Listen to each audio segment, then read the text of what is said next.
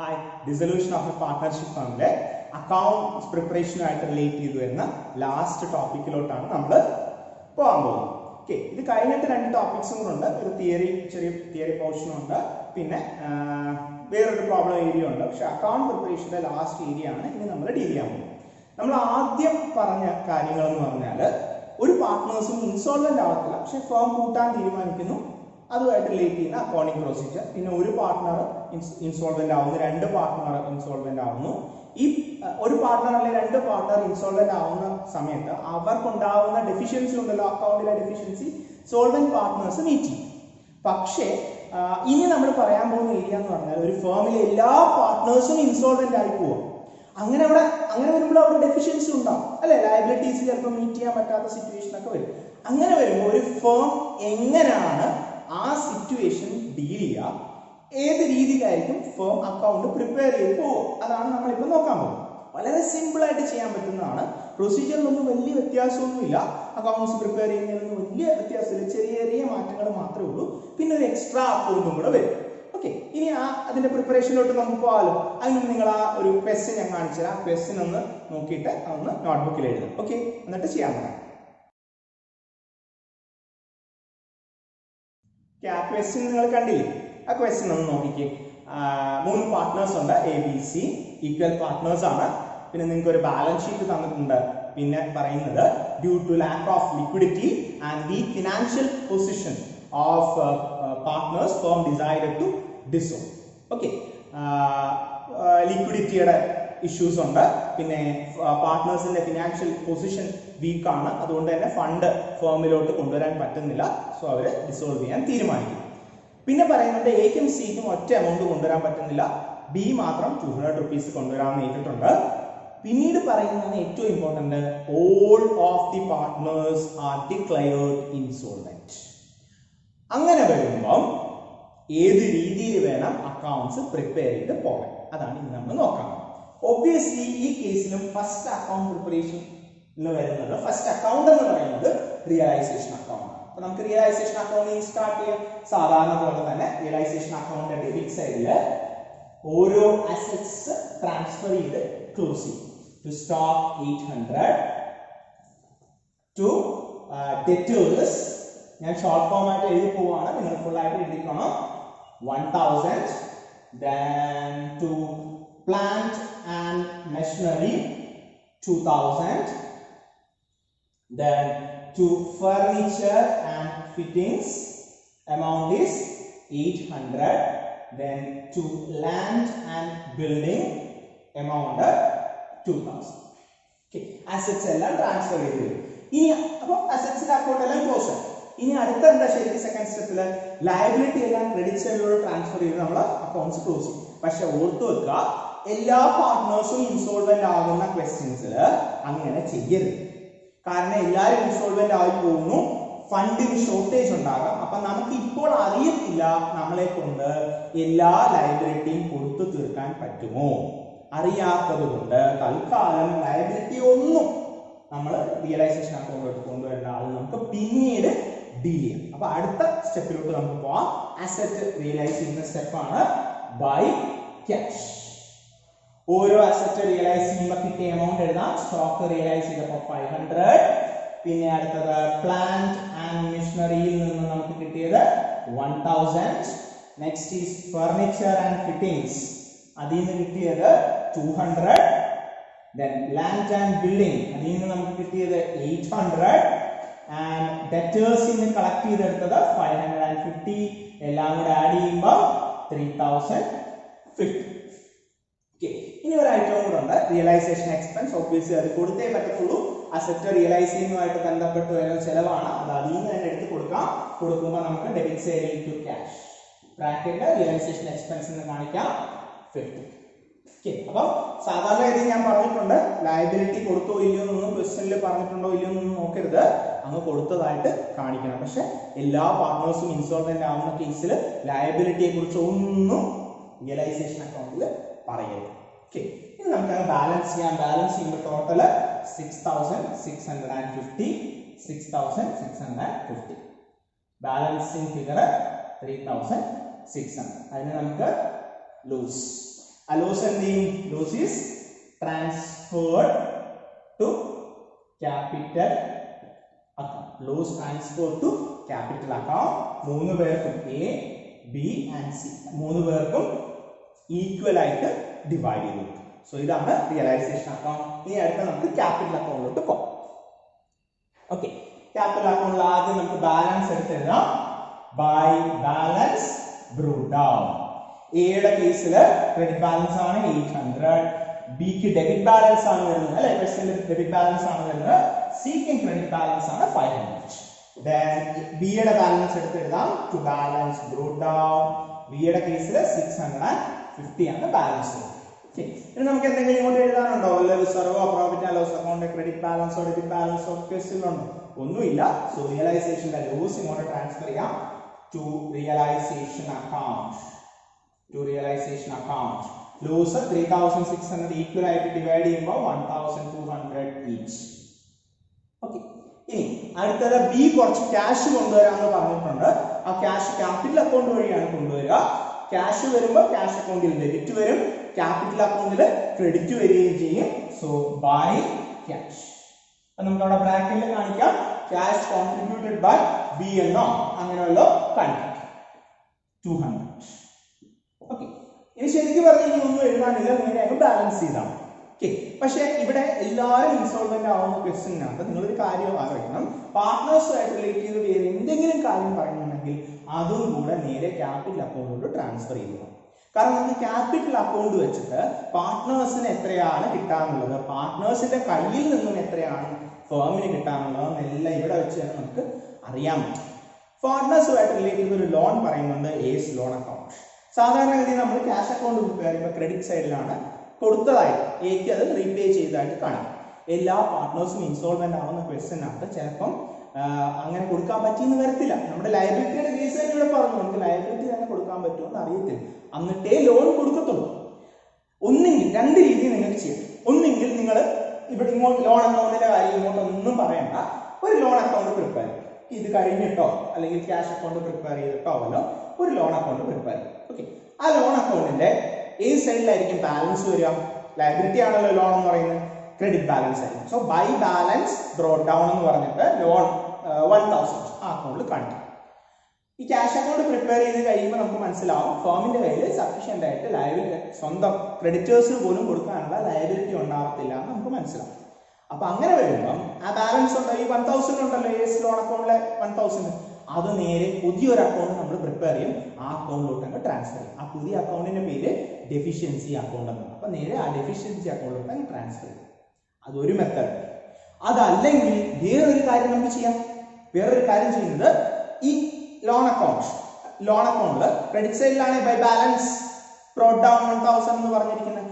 ആ 1000നെ നമുക്ക് നേരെ എങ്ങോട്ട് ട്രാൻസ്ഫർ ചെയ്യാം? ക്യാപിറ്റൽ അക്കൗണ്ടിലോട്ട് ട്രാൻസ്ഫർ ചെയ്യാം. ക്യാപിറ്റൽ അക്കൗണ്ടിന്റെ ക്രെഡിറ്റ് സൈഡിലോട്ട് ട്രാൻസ്ഫർ ചെയ്യാം. ഓക്കെ, അതായത് നമ്മുടെ ക്യാപിറ്റൽ അക്കൗണ്ട് ക്രെഡിറ്റ് സൈഡിൽ വരുന്നതെന്ന് പറഞ്ഞാൽ പാർട്ട്നേഴ്സിന് കിട്ടാനുള്ള എമൗണ്ടുകളാണ്. ലോൺ എന്ന് പറഞ്ഞാൽ പാർട്ട്ണറിന് കിട്ടാനുള്ള എമൗണ്ട് ആണ്. അത് നേരെ നമുക്ക് ക്രെഡിറ്റ് സൈഡിലോട്ട് എഴുതി വെക്കാം. അതിന്റെ അവസാനം ഈ എമൗണ്ട് ഒക്കെ നോക്കും, എന്തെങ്കിലുമൊക്കെ പാർട്ട്ണറിന് കിട്ടുവാണെങ്കിൽ അതിനകത്ത് നിന്ന് കിട്ടട്ടെ. നമുക്കത് അറിയത്തില്ല, ഇപ്പൊ അറിയത്തില്ല കിട്ടുമോ ഇല്ലയോ എന്നുള്ളത് അറിയത്തില്ല. അപ്പോൾ എല്ലാവരും ഇൻസോൾവെന്റ് ആവുന്ന ക്വസ്റ്റ്യനകത്ത് നിങ്ങൾ ആ ഒരു മെത്തേഡ് ഫോളോ ചെയ്യുന്നതാണ് ഏറ്റവും നല്ലത്. അല്ലെങ്കിൽ പിന്നെയും ഒരു എക്സ്ട്രാ അക്കൗണ്ട് പ്രിപ്പയർ ചെയ്യേണ്ടി വരും. സോ നമുക്ക് ചെയ്യാം, നേരെ ബൈ ഏസ് ലോൺ എമൗണ്ട് 1000. ഇവിടെ ക്രെഡിറ്റ് വരാൻ കാരണം എന്ന് പറഞ്ഞാൽ ഫേം എയുടെ കയ്യിൽ നിന്ന് കടം വാങ്ങിച്ചിരിക്കുകയാണ്. ഫേമിനെ സംബന്ധിച്ചിടത്തോളം ഇത് ലയബിലിറ്റി ആണ്, എക്ക് ഫേം കൊടുക്കേണ്ട എമൗണ്ട് ആണ്. എയെ സംബന്ധിച്ചിടത്തോളം കിട്ടാനുള്ള എമൗണ്ട് ആയതുകൊണ്ടാണ് നമ്മൾ ക്രെഡിറ്റിൽ കാണിച്ചത്. നേരെ തിരിച്ചായിരുന്നെങ്കിലോ, അതായത് ഫേം എക്ക് ലോൺ കൊടുത്തിരുന്നെങ്കിലോ ഫേമിനെ സംബന്ധിച്ചിടത്തോളം അസെറ്റ് ആണ്, എയെ സംബന്ധിച്ചിടത്തോളം ഫേമിലോട്ട് കൊടുക്കേണ്ട എമൗണ്ട് ആണ് ഇപ്പുറത്ത് തന്നെ ഡെബിറ്റ് സൈഡിൽ തന്നെ. ഇതിന്റെ ജേണൽ എൻട്രി നിങ്ങൾ ഒന്ന് പറഞ്ഞു നോക്കിക്കേ, A's loan account debtor to A's capital account. So എയുടെ ക്യാപിറ്റൽ അക്കൗണ്ടിൽ ക്രെഡിറ്റ് ചെയ്യും. ഇനി ഒന്നുമില്ല, നേരെ നമുക്ക് ബാലൻസ് ചെയ്യാം. ബാലൻസ് ചെയ്യാൻ പോകുമ്പോഴത്തേക്കും ടോട്ടൽ നോക്കാം 1000. എയുടെ കേസ് ആദ്യം നോക്കാം, 1800 ബാലൻസ് ഈസ് 600. then ഇവിടെ വരുമ്പോൾ 1850 1650 വരും. then അടുത്തത് 1200, 1200, 700. Okay, സാധാരണ ഈ ബാലൻസ് ഒന്നും നമ്മൾ ബാലൻസ് ക്യാരി ഡൗൺ എന്ന് എഴുതും. പക്ഷെ ഇപ്പം കൂട്ടാൻ പോകുന്നുണ്ട്. സാധാരണ നമ്മൾ ക്യാഷ് അല്ലെങ്കിൽ ബാങ്കിന്റെ പേരിലാണ് എഴുതുന്നത്. ക്യാഷ് കൊടുക്കും അല്ലെങ്കിൽ ക്യാഷ് കിട്ടും എന്നുള്ള രീതിയിലാണ് എഴുതുന്നത്. ഓക്കെ, തൽക്കാലം നിൽക്കട്ടെ. ഓക്കെ, നമുക്ക് അറിയത്തില്ല ഇപ്പൊ സഫീഷ്യന്റ് ക്യാഷ് ഫോമിൽ ഉണ്ടോ ഇല്ലയോ നമുക്ക് അറിയത്തില്ല. ഓക്കെ, അതുകൊണ്ട് തൽക്കാലം ആ ബാലൻസ് എന്തിന്റെ പേരിൽ എഴുതണം എന്നുള്ളത് നിൽക്കട്ടെ. നമുക്ക് ക്യാഷ് അക്കൗണ്ട് പ്രിപ്പയർ എന്നിട്ട് പോകാം. എല്ലാവരും ഇൻസോൾവെന്റ് ആവുന്ന കേസിൽ ഇങ്ങനെ തന്നെ വേണം ചെയ്യാനായിട്ട്. ഓക്കെ, അടുത്ത ക്യാഷ് അക്കൗണ്ട്. ക്യാഷ് അക്കൗണ്ടിൽ ബാലൻസ് ആദ്യം എടുത്തെഴുതാം. To balance brought down. Balance brought down amount 50. ഇനി അടുത്ത എന്താ വരുന്നത്? റിയലൈസേഷൻ വഴി കുറച്ച് ക്യാഷ് കിട്ടുന്നുണ്ട്. ഇവിടെ ക്രെഡിറ്റ് വന്നു, ഇവിടെ നേരെ അത് ഡെബിറ്റ് ചെയ്തു. To realisation account 3050. Cash realisation expense കൊടുക്കുന്നുണ്ട്. ഇവിടെ ഡെബിറ്റ് വന്നു, ഇവിടെ വരുമ്പോൾ അത് ക്രെഡിറ്റ് വരും. By realisation account 50. ഇനി റിയലൈസേഷൻ അക്കൗണ്ട് കഴിഞ്ഞു. ക്യാപിറ്റൽ അക്കൗണ്ടിൽ ബി കുറച്ച് ഫണ്ട് ഫോമിലോട്ട് കൊണ്ടുവരുന്നുണ്ട്. പൈസ ഫോമിലോട്ട് വരുവാണ്. ഇവിടെ ക്രെഡിറ്റ് വന്നു, ഇവിടെ ഡെബിറ്റ് ചെയ്തു. To B's capital. Okay, that is amount is 200. ഇനി വേറെ എന്തെങ്കിലും ക്യാഷ് കിട്ടിയതായിട്ടോ കൊടുത്തതായിട്ടോ ഇവിടെ വല്ലതും നമ്മൾ പറയുന്നുണ്ടോ? ഇല്ല. അപ്പൊ ഇനി ബാലൻസ് ചെയ്യാം. 3300 ബാലൻസ് എമൗണ്ട് എന്ന് പറയുന്നത് 3250. എന്തായിരിക്കും അത് പറയാം. സാധാരണ നമുക്ക് ക്യാഷ് അക്കൗണ്ട് ടാലി ആയി പോവുക ചെയ്യാം അല്ലെ. എന്തായിരിക്കും ഇവിടെ ബാലൻസ് വന്നിട്ടുണ്ടെങ്കിൽ? അപ്പൊ നമുക്ക് ക്യാഷ് ഇപ്പോൾ കുറച്ച് എക്സ്ട്രാ കിട്ടിയിട്ടുണ്ട്. നമ്മൾ ഇതെല്ലാം പ്രിപ്പയർ ചെയ്തപ്പോൾ നമ്മുടെ കയ്യിൽ കുറച്ച് ക്യാഷ് അല്ല, ഡെബിറ്റ് ബാലൻസ് ആണ് വന്നിരിക്കുന്നത്. ഡെബിറ്റ് സൈഡ് കൂടി നിൽക്കുക. ദാറ്റ് മീൻസ് ക്യാഷ് കുറച്ച് എക്സ്ട്രാ വന്നിട്ടുണ്ട്. ഈ ക്യാഷ് ആദ്യം നമ്മൾ എന്തിനു വേണം ഉപയോഗിക്കാൻ? നമുക്ക് എടുത്തോണ്ട് പോകാൻ പറ്റുമോ? ഈ പാർട്ട്നേഴ്സിനെ എടുത്തോണ്ട് പോകാൻ പറ്റുമോ? ഇല്ല. ഉടനെ എന്ത് ചെയ്യും? നമ്മുടെ കടക്കാരെല്ലാം കൂടെ വരും. ഫേമിന്റെ കയ്യിൽ ഫേമിന് കടം കൊടുത്തതെല്ലാം വന്നിട്ട് ഞങ്ങളുടെ ക്യാഷ് എവിടെ, ഞങ്ങളുടെ ക്യാഷ് എവിടേക്ക് വരും. അപ്പൊ ആദ്യം ഫേം എന്ത് ചെയ്യണം? അവർക്ക് ക്യാഷ് കൊടുക്കുക. എത്ര ലയബിലിറ്റി ഉണ്ട് ഇവിടെ? തേർഡ് പാർട്ടി ലയബിലിറ്റി ഉണ്ട്. ഒരൊറ്റ ലയബിലിറ്റി ഉള്ളൂ, സൺട്രി ക്രെഡിറ്റേഴ്സ്. അപ്പൊ അവർ വന്നിട്ട് പറയും ഞങ്ങളുടെ പൈസ ഇന്നതാ, നിങ്ങൾ കൂട്ടാൻ പോവല്ലേ എന്ന് ചോദിച്ചു. അപ്പൊ പറയും എത്രയാണ് നിങ്ങൾക്ക് കിട്ടാനുള്ളത്? 5000 രൂപ കിട്ടാനുണ്ട്. ഫേം പറയും ഞങ്ങളുടെ 5000 രൂപയൊന്നും തരാനില്ല, ആകെ കൂടെ ഇത്രയുണ്ട്, വേണമെങ്കിൽ മേടിച്ചു. വേറെ ഒരു രക്ഷയില്ല. ഫേം കൂട്ടുകയാണ്. എല്ലാ പാർട്ട്നേഴ്സും ഇൻസോൾവെന്റ് ആണ്. ഇൻസോൾവെന്റ് ആയതുകൊണ്ട് തന്നെ അവരുടെ കയ്യിൽ എന്തൊക്കെ നിയമ നടപടിക്ക് പോയാലും അവരുടെ കയ്യിൽ നിന്ന് ഒറ്റ പൈസ പോലും കിട്ടത്തില്ല. ഓക്കെ, അപ്പൊ അതുകൊണ്ട് തന്നെ എന്ത് ചെയ്യാൻ പറ്റും? സൺട്രി ക്രെഡിറ്റേഴ്സ് ഉള്ളത് മതി എന്ന് പറഞ്ഞ് അവരതങ്ങ് മേടിക്കും. By sundry creditors. ഓക്കെ, അപ്പൊ ഇപ്പൊ നിങ്ങൾ നോക്കിക്കേ, സൺട്രി ക്രെഡിറ്റേഴ്സ് മൊത്തവും നമുക്ക് കൊടുത്തു തീർക്കാൻ പറ്റുമോ? ഇല്ല അല്ലെ. മൊത്തവും കൊടുത്തു തീർക്കാൻ പറ്റിയില്ല. കുറച്ച് കൊടുത്തു, കുറച്ച് ബാക്കിയുണ്ട്. അപ്പൊ അതുകൊണ്ട് തന്നെ നമ്മൾ ആ അക്കൗണ്ട് ഇതുവരെ ക്ലോസ് ചെയ്തിട്ടില്ല. അപ്പൊ അതുകൊണ്ട് തന്നെ അടുത്തതായിട്ട് നമ്മൾ സൺട്രി ക്രെഡിറ്റേഴ്സിന്റെ അക്കൗണ്ട് പ്രിപ്പയർ ചെയ്യും. സൺട്രി ക്രെഡിറ്റേഴ്സ് അക്കൗണ്ട് ഇത്രയും നാൾ നമ്മൾ അങ്ങനെ ലയബിലിറ്റി അക്കൗണ്ട് ഒന്നും പ്രിപ്പയർ ചെയ്തിട്ടില്ല. പക്ഷെ ഇത്തവണ അതൊന്ന് പ്രിപ്പയർ ചെയ്യണം. എല്ലാ പാർട്ട്നേഴ്സും ഇൻവോൾവ്മെന്റ് ആവുന്ന കേസിൽ ഇങ്ങനെയുള്ള ചില ലയബിലിറ്റിയുടെ അക്കൗണ്ട്സ് ഒന്ന് പ്രിപ്പയർ ചെയ്യണം. സോ അടുത്തത് സൺട്രി ക്രെഡിറ്റേഴ്സിന്റെ ബാലൻസ് എടുത്തത്. ക്രെഡിറ്റേഴ്സ് ആണ്, ലയബിലിറ്റി ആണ്. സോ ക്രെഡിറ്റ് ബാലൻസ് ആണ്. By balance brought down 5000. എത്ര കൊടുക്കാൻ പറ്റി അവർക്ക്? 3250 കൊടുത്തു. അവിടെ ക്രെഡിറ്റിൽ വന്നു. കുറയുന്ന ഐറ്റം ആണ് സൺട്രി ക്രെഡിറ്റേഴ്സ്, കുറയുന്ന ഐറ്റം ആണ്. സോ അവിടെ ക്രെഡിറ്റിൽ വന്നത് ഇവിടെ ഡെബിറ്റ് വരും. To cash 3250. ഓക്കെ, ബാക്കി കൊടുക്കാൻ പറ്റുമോ? ഇല്ല. ബാക്കി എന്ത് ചെയ്യും? കൊടുക്കാൻ പറ്റത്തില്ല. അപ്പൊ എന്താ ചെയ്യുന്നത്? നമുക്ക് ബാക്കി എത്രയാണ് നോക്കാം. 5000. ബാക്കി എമൗണ്ട് 1750. ഇത് എങ്ങനെയൊക്കെ ചെയ്താലും നമുക്ക് കൊടുക്കാൻ പറ്റില്ല. ഒറ്റ കാര്യം നമുക്ക് ചെയ്യാൻ പറ്റത്തുള്ളൂ, കൊടുക്കാൻ പറ്റത്തില്ല, നമ്മുടെ കയ്യിൽ ഡെഫിസിറ്റ് ആണ് എന്ന് പറഞ്ഞ് എഴുതി വെക്കാം.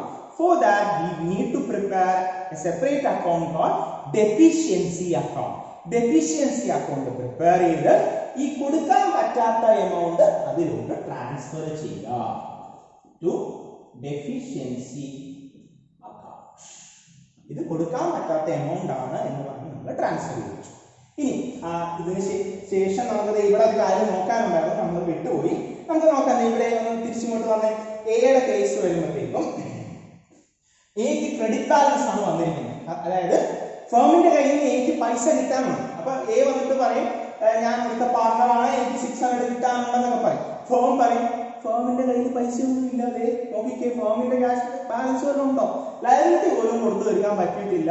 ലയബിലിറ്റിയുടെ എക്സസ് ആയിട്ടുള്ള എമൗണ്ട് പോലും എന്ത് ചെയ്തു, ഡെഫിഷ്യൻസി അക്കൗണ്ടിലോട്ട് ട്രാൻസ്ഫർ ചെയ്തിരിക്കുകയാണ്. എന്റെ എ ഫേം പറയും എന്റെ എ ഇനി ഒറ്റ പൈസ തരാനില്ല, അത് ഡെഫിഷ്യൻസി അക്കൗണ്ടിലോട്ട് അങ്ങ് ട്രാൻസ്ഫർ ചെയ്യുകയാണ് ടു ഡെഫിഷ്യൻസി അക്കൗണ്ട്.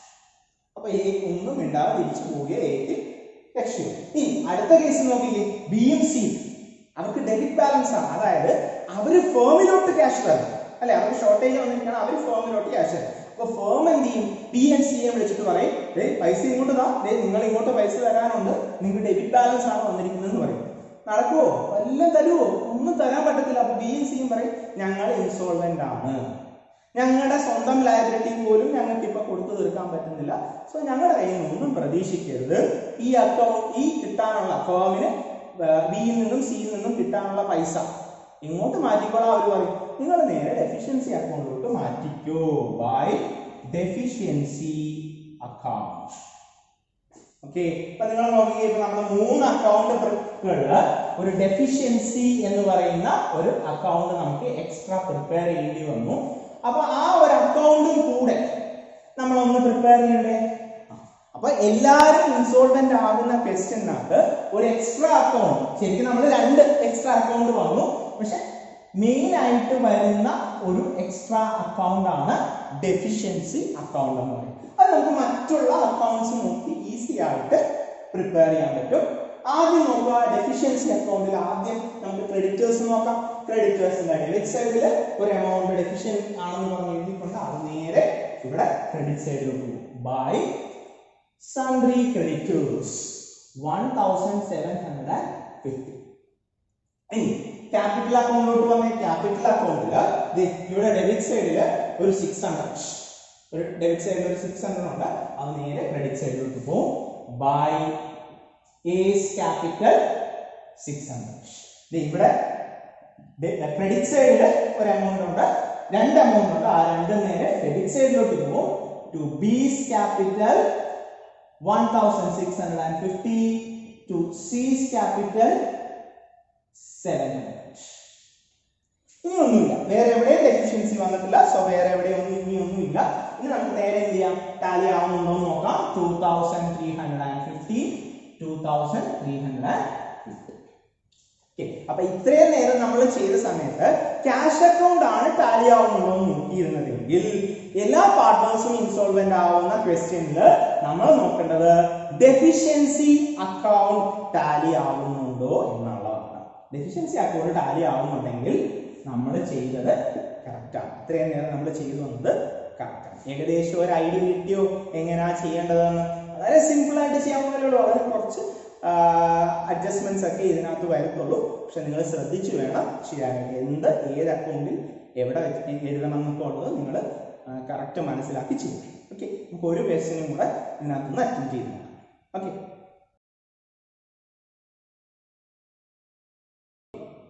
എല്ലാവരും ഇൻസോൾവെന്റ് ആകുന്ന ക്വസ്റ്റ്യനിൽ എങ്ങനെയാണ് അക്കൗണ്ട്സ് പ്രിപ്പയർ ചെയ്യുന്നത് എന്നുള്ളത് നിങ്ങൾക്കൊരു ഐഡിയ ആയല്ലോ. വളരെ എളുപ്പം നമുക്ക് ചെയ്യാൻ പറ്റുന്ന കാര്യമല്ലേ ഉള്ളൂ അല്ലെ? ഇപ്പൊ നിങ്ങളൊരു ക്വസ്റ്റ്യൻ കണ്ടില്ലേ, ആ ക്വസ്റ്റ്യൻ എങ്ങനെയാ ചെയ്യേണ്ടതെന്ന് ഞാൻ ജസ്റ്റ് ഒന്ന് പറഞ്ഞുതരാം. ഞാൻ ഫുൾ ഡീറ്റെയിൽ ആയിട്ട് ചെയ്തു പോകുന്നില്ല, കാരണം നിങ്ങൾക്ക് നന്നായിട്ട് മനസ്സിലായിട്ടുണ്ടാകും എന്ന് ഞാൻ വിശ്വസിക്കുന്നു. ഡൗട്ട് ഉണ്ടെങ്കിൽ നിങ്ങൾ പറയും. ഓക്കെ, എങ്ങനെയാണ് അടുത്ത ഒരു ക്വസ്റ്റ്യൻ, ഇപ്പൊ നമ്മൾ കണ്ട ക്വസ്റ്റ്യൻ എങ്ങനെയാണ് ചെയ്യേണ്ടതെന്ന് നമുക്ക് നോക്കാം. ആദ്യം ആ ക്വസ്റ്റ്യൻ ഒന്ന് എഴുതുക, എന്നിട്ട് ആ ക്വസ്റ്റ്യൻ ഒന്ന് നോക്കിക്കുക. ആ ക്വസ്റ്റ്യനകത്ത് 3 പാർട്ട്നേഴ്സ് ഉണ്ട്, D, N and J, and they are sharing profit and loss in the ratio 3:1:1. Okay, balance sheet തന്നിട്ടുണ്ട്. ലാസ്റ്റ് സെന്റൻസ് നോക്കിക്കേ, prepare accounts on dissolution assuming that all partners are insolvent and have no private property. So അവരുടെ കയ്യിൽ നിന്ന് ഒറ്റ contribution പ്രതീക്ഷിക്കരുത്. Okay, നമുക്ക് ആദ്യം തന്നെ realisation account പ്രിപ്പറേഷനിലോട്ട് വരാം. റിയലൈസേഷൻ അക്കൗണ്ടിൽ ആദ്യം നമ്മൾ ചെയ്യുന്നത് എന്താ? ഈ 4 എൻട്രി എന്ന് പറയുന്നത് അസറ്റ് എല്ലാം, ബാലൻസ് ഷീറ്റിലുള്ള അസറ്റ് എല്ലാം റിയലൈസേഷൻ അക്കൗണ്ടിൽ എഴുതി ക്ലോസ് ചെയ്യും. അപ്പോൾ എമൗണ്ട് ഒക്കെ നിങ്ങൾ എഴുതിക്കൊള്ളുമല്ലോ, നമുക്ക് ക്വസ്റ്റ്യനകത്ത് വളരെ ക്ലിയർ ആയിട്ട് എമൗണ്ട് തന്നിട്ടുണ്ട്. അതിനുശേഷം എന്ത് ചെയ്യണം, ലയബിലിറ്റി ഒന്നും എഴുതരുത്, ലയബിലിറ്റി കൊടുക്കാൻ പറ്റുമോ ഇല്ലയോ എന്നൊക്കെ അറിയത്തില്ല, നമുക്ക് ക്യാഷ് അക്കൗണ്ട് പ്രിപ്പയർ ചെയ്യുന്ന സമയത്ത് അത് കഴിഞ്ഞിട്ട് ചെയ്യും. ഇനി അടുത്ത എന്താ, അസറ്റ് ഫുൾ ആയിട്ട് റിയലൈസ് ചെയ്തപ്പോഴത്തേക്കും 39,875 കിട്ടിയതായിട്ട് പറയുന്നുണ്ട്. അത് നമ്മളിവിടെ എഴുതി വെച്ചു. ബ്രാക്കറ്റിൽ നമുക്ക് അസറ്റ് റിയലൈസ് എന്ന് പറഞ്ഞ് എഴുതാം. ദെൻ അതിനുശേഷം റിയലൈസേഷൻ എക്സ്പെൻസ്, ക്വസ്റ്റ്യനിൽ ഒരു 1000 rupees റിയലൈസേഷൻ എക്സ്പെൻസ് പറയുന്നുണ്ട്, അതിവിടെ എഴുതി വെക്കുക. വേറെ ഒന്നും ഇതിനകത്ത് എഴുതാനില്ല. പിന്നെ നിങ്ങൾ ബാലൻസ് ചെയ്യുക. ബാലൻസ് ചെയ്യുമ്പോൾ ഇങ്ങനത്തെ ക്വസ്റ്റ്യൻസിൽ എപ്പോഴും ലോസ് ആയിരിക്കും. ഓക്കെ, ലോസ് എത്രയാണെന്ന് നിങ്ങൾ കാൽക്കുലേറ്റ് ചെയ്ത് നോക്കുക. ബാലൻസിങ് നിങ്ങൾ ലോസ് ആയിട്ട് കിട്ടും.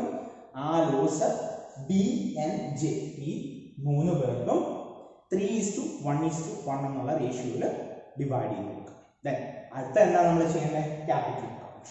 ക്യാപിറ്റൽ അക്കൗണ്ട് ആദ്യം ബാലൻസ് എടുത്തെഴുതണം. 2 പേർക്ക് ക്രെഡിറ്റ് ബാലൻസ്, ഒരാൾക്ക് മാത്രം ഡെബിറ്റ് ബാലൻസ്.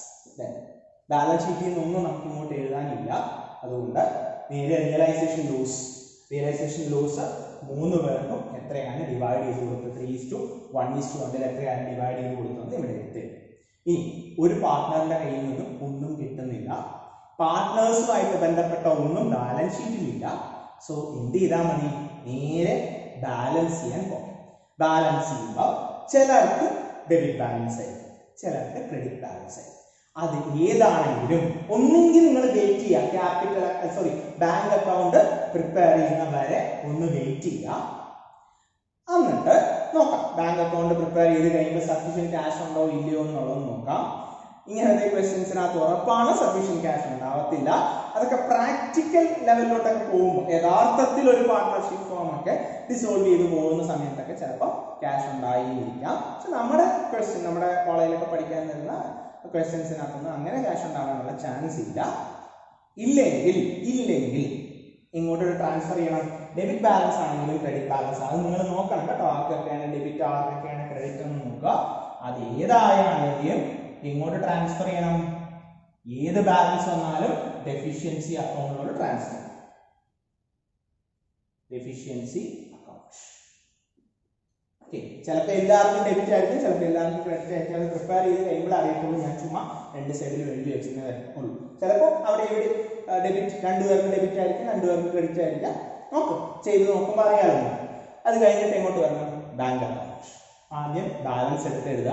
അതിനുശേഷം റിയലൈസേഷൻ അക്കൗണ്ടിന്റെ ക്രെഡിറ്റ് സൈഡിൽ ഒരു 39,875 ഉണ്ട്, അതിവിടെ എഴുതുക 39,875. ഡെബിറ്റ് സൈഡിൽ ഒരു എമൗണ്ട് വരും 1000, അതിവിടെ എഴുതുക 1000. ഇനി അടുത്ത സ്റ്റെപ്പ് എന്താ നമ്മൾ ചെയ്യേണ്ടത്, ബാലൻസ് ചെയ്യുക അല്ലെ. ബാലൻസിങ് ഫിഗർ എത്രയുണ്ടെന്ന് നോക്കുക. ഇവിടെ 40,375, ഇവിടെ 40,375. ഓക്കെ, ഇനി നിങ്ങൾ ലയബിലിറ്റി എത്രയുണ്ടെന്ന് നോക്കിക്കേ. 2 ലയബിലിറ്റി ഉണ്ട്, ബാങ്ക് ഓവർഡ്രാഫ്റ്റും ഉണ്ട്, ക്രെഡിറ്റേഴ്സും ഉണ്ട്.